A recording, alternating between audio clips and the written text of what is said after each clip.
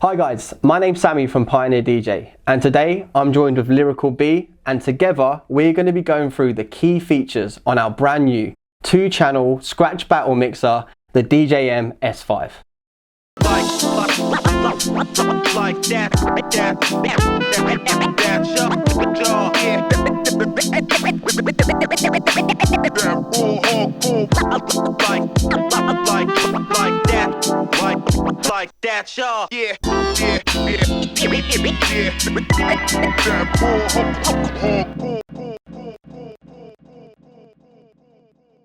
When I received the DJM-S5, there was something that just stood out to me when I first got out the box, and I'm sure it's the same thing, but I have to ask Ben, what stood out to you when you first set eyes on the DJM-S5?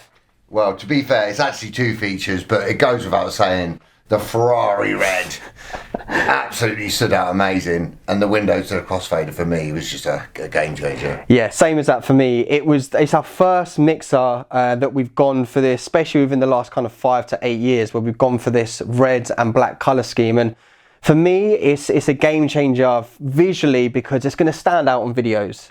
It's going to stand out when you're streaming, and if you see this in the club, you're going to know it's the DJM-S5. And the little window at the front, it's cool. It's different. We get to see the mechanics of the MAGVEL Pro fader, which is again something that we've never had before. But it's just like a little extra touch, which makes the mixer even more unique. Very much so.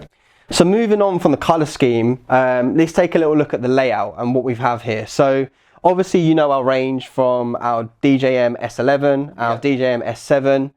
We've inherited a lot of features from that, especially from the layout side, so people are familiar when they're going through the different products. How was it for you when you jumped on this? Because I know you've been on our Rev 1, our Rev 7, our S11, S7. You've been on all of our scratch battle mixers. Yeah, so I'm pretty lucky like I think my main question is, did you feel at home when you jumped on this? Immediately, yes, is the short answer. The fader, or all 3 faders, but the MAGVEL fader, which is in, you know, the prime S11, and then also the full size paddles, you are literally just at home. I think they're the main things we wanted to get across with the MAGVEL Pro fader is on all of our units, starting from this, going up to our S7 to S11. Yeah. These are the same size paddles as our S11 as well, so everything is familiar. No matter what product you play on. It's something that we do very well at Pioneer DJ, and it's good to see it on our S-Series mixers. Let's jump in now to look at the effects section, because again, something that you find on our DJM-S11 and S7 and is very important to a scratch DJ. Please talk to me a little bit around your effects, how you use them and why they're important to you. The effects, I mean, the paddles and the way you can quickly apply it to a track. When you're scratching or you're trying to do a beat juggling performance, etc., but you want to use effects, you need quick access. And I think all the different DJ companies have been working around a few different ideas, but Pioneer have nailed it with the paddles. Absolutely nailed it. They're just the right size, and they're literally go-to on, or if you just want to flit in between the middle of a beat juggle, you've got both. It's just, yeah, it's brilliant. They've really thought about it. Wicked, man. So another thing I want to mention about the effects. So there's 6 different effects that correspond with the software that we're using. Just so you know, if anybody doesn't know this is a Serato DJ product. So this can't be used with Recordbox. So all the effects are software based. There's no built-in effects. So these all work with Serato DJ Pro. Depending on the expansion packs you've got, you can open the full range of effects in Serato DJ Pro. But this is great because this product is hardware unlock for the Pro version. That's and correct. Also DVS. Yep. You've used this in DVS and as just standard, because you do portable mixing as well, don't you? That's correct, yeah. We've got some more videos coming very soon. We're just, you know, getting this one out and then we'll move on to the portable stuff. We've got some good portable stuff. Yeah, man, basically showing what this mixer can do and whereabouts you can take it, really. My mind is ticking. So staying on the effects, these all have secondary options. So for anybody who doesn't know, at Pioneer DJ, anything that's kind of a lighter color of like gray underneath the button is a secondary option. You always use the shift to enter into that.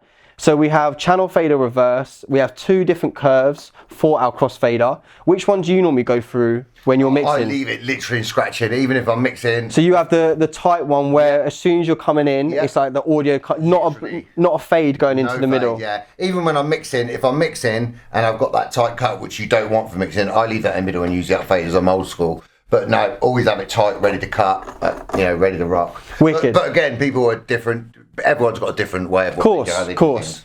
And then we have bank A and bank B. This is so you can save your preferred effects, and then you can go straight to them from the mixer. Do you do that with yours? Do you set your own? Yeah, definitely, 100%. I've got them. You've got them for the left deck, right deck, and that's obviously 6 that are set there in bank A. Then if you need to quickly switch because you're doing different other transitions, bang, hit bank B. They're all there, ready to rock. Wicked, man. So we've got 2 options on these buttons so far. So we've got our effects, and then we have the secondary option, which is just underneath.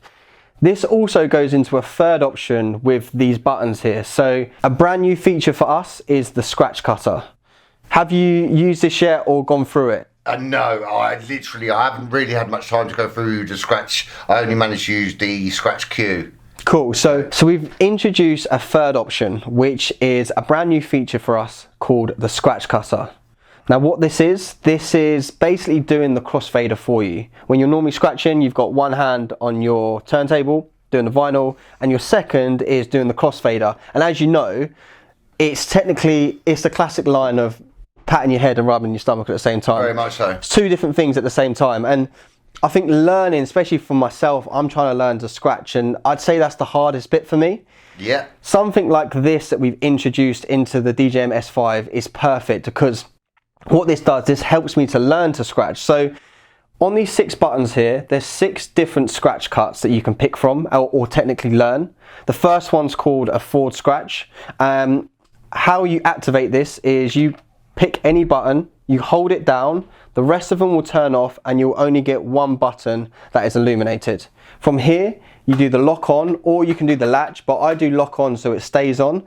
And then when you move the vinyl, you get the sound going forward and nothing going backwards. And you can easily switch between the different ones by just pressing the button. And if you do the next one,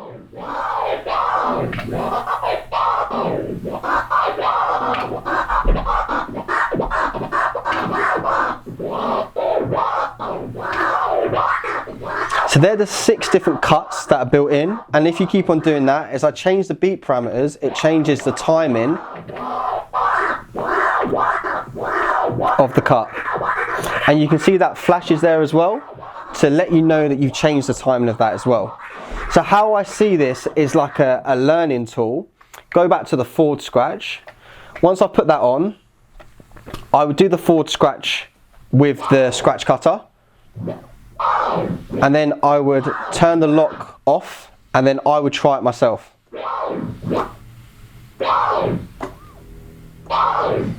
And what you're aiming to do, if you're learning to scratch, is trying to get it to sound as close as you can to the scratch cutter. Yeah, very much so. That's exactly what you're trying to do. It's trying to give you the correct sound of what that scratch should sound like. So having it built in, you can always refer back to it just to make sure. I think it's a game changer for entry-level scratchers. Would you have used this? So when you started, how long have you been scratching for now? I've been scratching for 4 years. I've done things the hard way rather than just learn by tutorials or try to do things freestyle, as you so call it. But no, without a doubt, yeah, if this was available, I mean, you know, I'm 4 years down the line now and I want one, but yeah, I would certainly have got one, with no doubt about it. Wicked. Same for that for me. Like, I'm learning to scratch at the minute, and this is definitely a tool that I'm using to help me learn to scratch.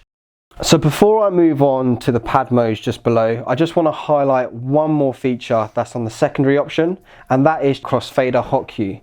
Absolute game changer for me. I don't know what it's like for you, but yeah, some of the routines that I've managed to put together just because of this feature is crazy. I'm not even a scratch DJ, and I'm able to do some mad creative stuff with it. So I'm going to explain basically what's going on. So previously, to do this without this feature, every time I move the crossfader to trigger a hot cue, I have to press the hot cue, and that can be quite a hard task when you're trying to scratch, do your crossfader, and keeping time, pressing your hot cues at different times. What this does, every time I move the crossfader in, it triggers the last hot cue that I set. And through that, you can do some pretty creative stuff. Have a little, show us some bits you can do on it basically. So if you have got the right fingers for scratching, like this gent has here, you can kind of get some kind of really cool rhythmic stuff going with the crossfader. And because it's triggering back to the hot cue every time,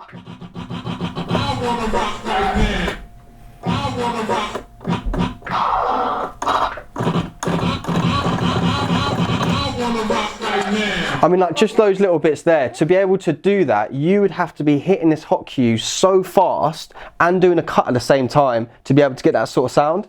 So for me, absolute game changer, new feature for us, Crossfader Hot Cue. So if you do purchase the DJM-S5, make sure you check out that feature. Very, very interesting feature.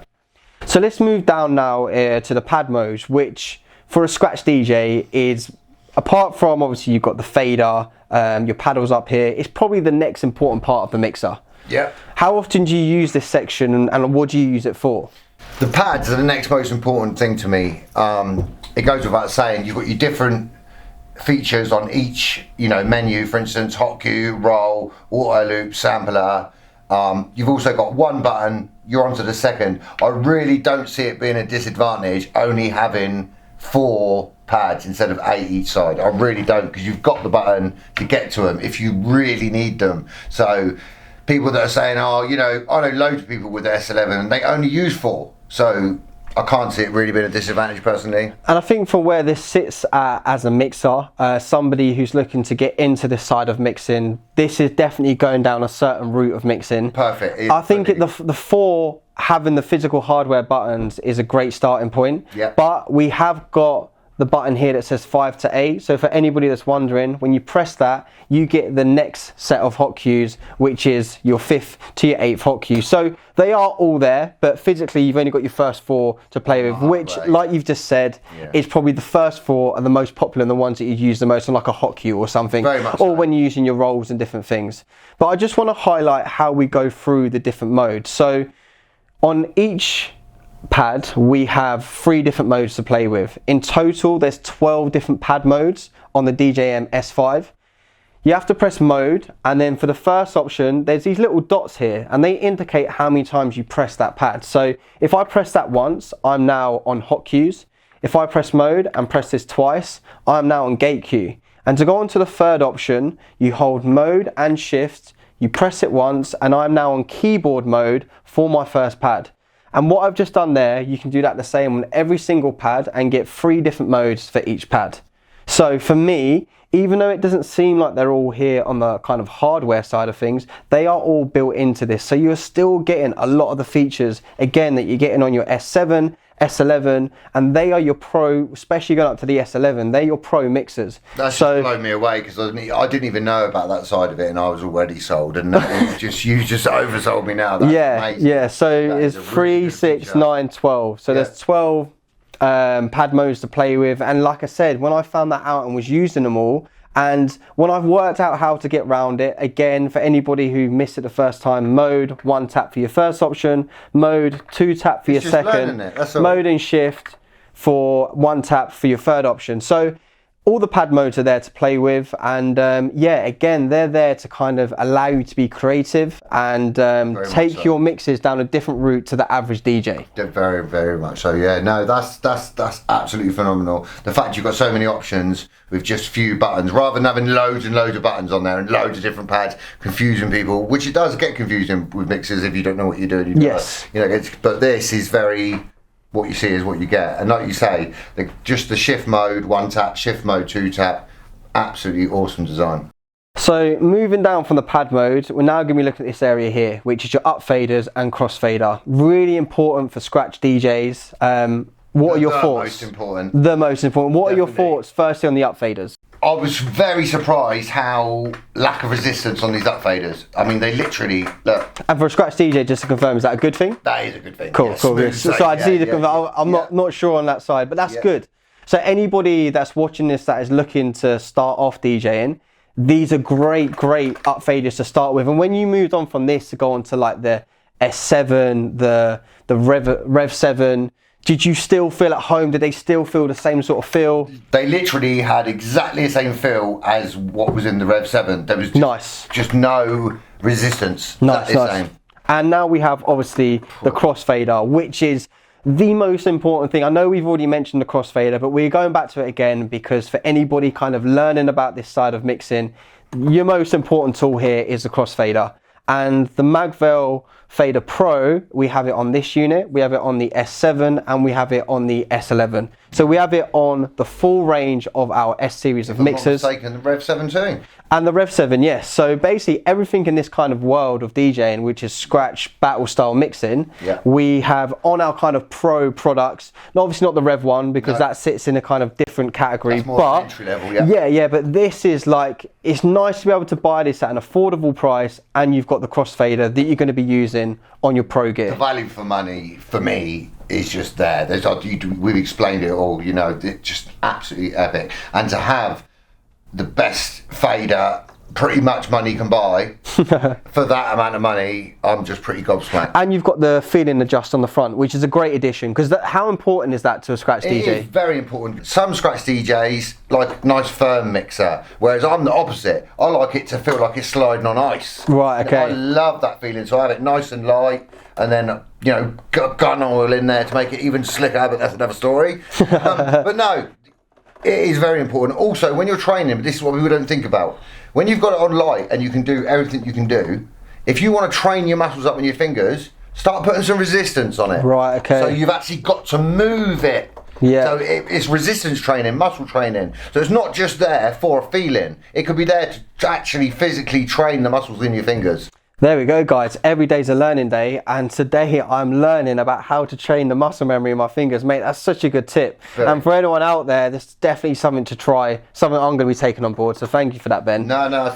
But yeah, it's great that we're able to talk about this and have this feature on this product of where it sits in the market as well. So for anybody who's looking at this and thinking, oh, this is more intermediate, kind of down towards the entry level, this is also a great second unit to have. I'd have to totally disagree there. You called it the intermediate to beginner but really this is intermediate to pro. You've got the top end fader, you've got so many features, and it's portable.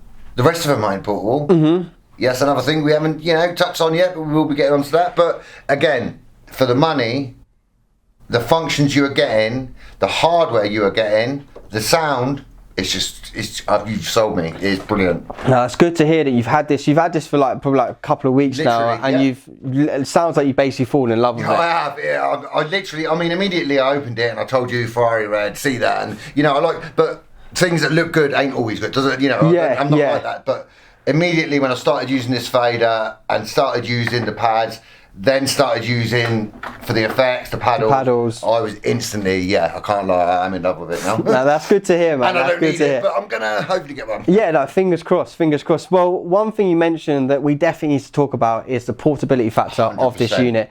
And this is all down to how it's powered. Full game changer. This is our first ever bus powered mixer. It's USB-C. This at the minute is being powered by Ben's. It looks like an iPad, but it's like flat PC.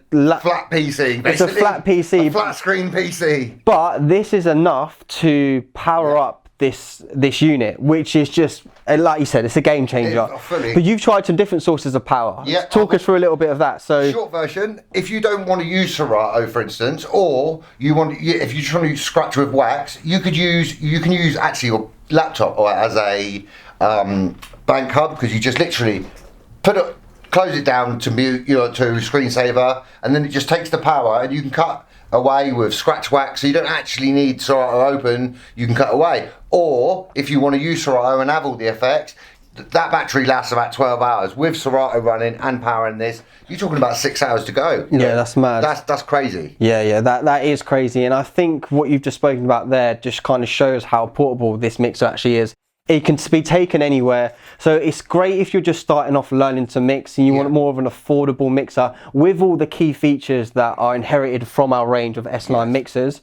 But at the same time, if you're a pro DJ touring and you want something that you can travel with and zone in on your skills and practice your craft even further, maybe in the airport, this is perfect for that. Especially because we do a bag which fits this perfectly, and this is quite lightweight as well. That's the next thing. I was just about to mention that to you.